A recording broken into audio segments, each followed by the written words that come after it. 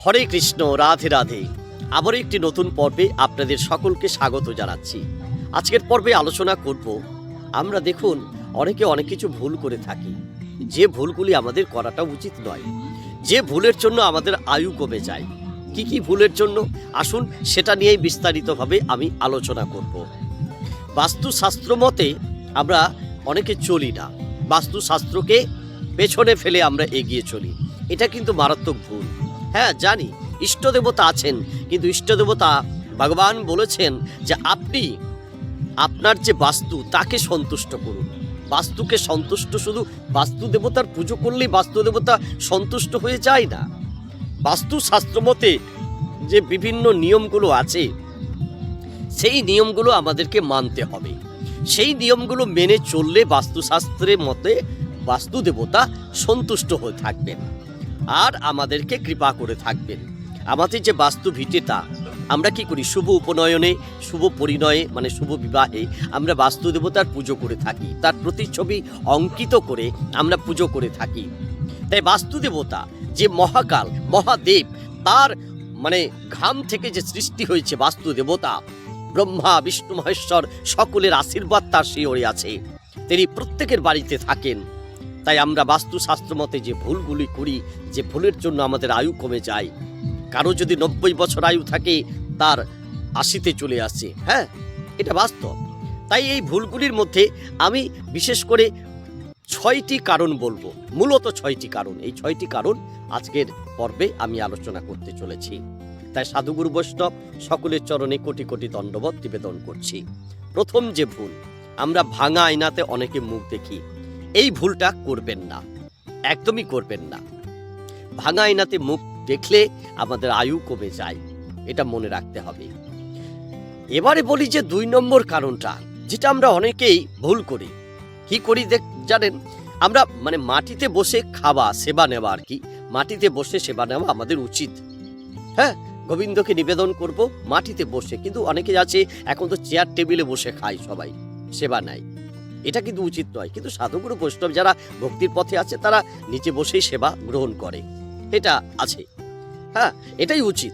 কিন্তু এই শিক্ষাটাই আমাদেরকে ছড়িয়ে দিতে হবে যে আমরা কেউ চেয়ার টেবিলে বসে খাবো না, আমরা ওপরে বসে, ওটা তো ভুল, তার থেকেও আমরা একটা ভুল করে থাকি। তাই আমরা কি ভুল করে থাকি, যে আমরা দাঁড়িয়ে খাই। এই দাঁড়িয়ে খাওয়া, দাঁড়িয়ে সেবা নেওয়া, এটা কিন্তু চলবে না। অনেক সময়ই আমরা ভুল করে দিই। কিন্তু এমনি আমরা ভক্তিপথে যারা আছি, এমনি ভগবানের প্রসাদ দিয়ে দাঁড়িয়ে সেবা গ্রহণ করি না, মাটিতে বসে ভক্তির সঙ্গে সেটাকে গ্রহণ করতে হবে।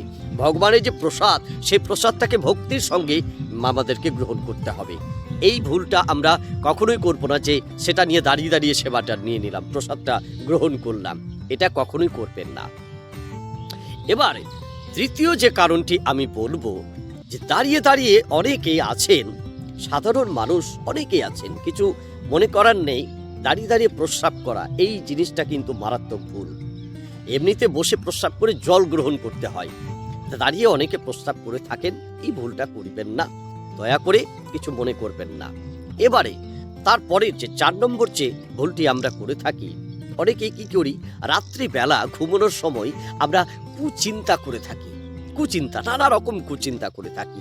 ইষ্ট দেবতাকে স্মরণ করি না, সাধুগুরু বৈষ্ণবকে স্মরণ করি না, আমরা মাতা পিতা গুরুজন তাদেরকে স্মরণ করি না, হরে কৃষ্ণ নাম নি না, আর ঘুমিয়ে ঘুমিয়ে নানা রকম কুচিন্তা করি। এটা কিন্তু মারাত্মক ভুল, এই ভুলটা করা চলবে না। এই ভুল করলে আমাদের আয়ু অবশ্যই কমবে, এটা নিশ্চিত থাকবেন, এটা নিশ্চিত থাকুন যে আমাদের আয়ু কমবেই।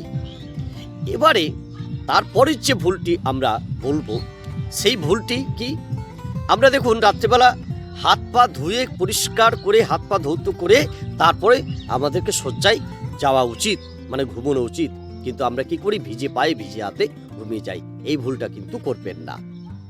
তারপরের যে ভুলটা, তারপরে মারাত্মক একটি ভুল করে থাকি আমরা, দেখুন আমরা সকালবেলা ঘুম থেকে উঠি, কিন্তু আমাদের ইষ্টদেবতাকে আমরা স্মরণ করি না।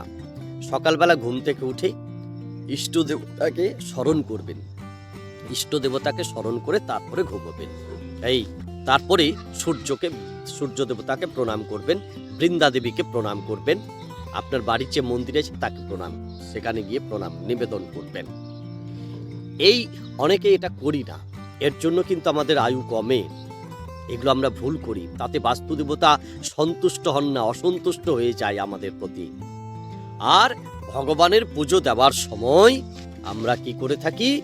ভগবানের পুজো দেওয়ার সময় নানা রকম চিন্তা ভাবনা করে থাকি। এই চিন্তাগুলো না করে ভক্তির সঙ্গে ভগবানের সেবা অবশ্যই দেবেন। তখন কুচিন্তা করবেন না। বিভিন্ন সময় বিভিন্ন কুচিন্তা মন থেকে সরিয়ে ভগবানের সেবা দেওয়া উচিত। এই যে বিষয়গুলো এই ছোট্ট একটি পর্বে আমি তুলে ধরলাম, আশা করি সকলের হয়তো উপকারে আসতে পারে। তাই কিছু উপকৃত হলে আমার জীবন অতীব ধন্য হবে। তাই সকলে ভালো থাকুন। আজকের এই ছোট্ট পর্বটি আমি এখানেই শেষ করছি। সুস্থ থাকুন। এর পরবর্তী পর্বে আবারও দেখা হবে। রাধে রাধে।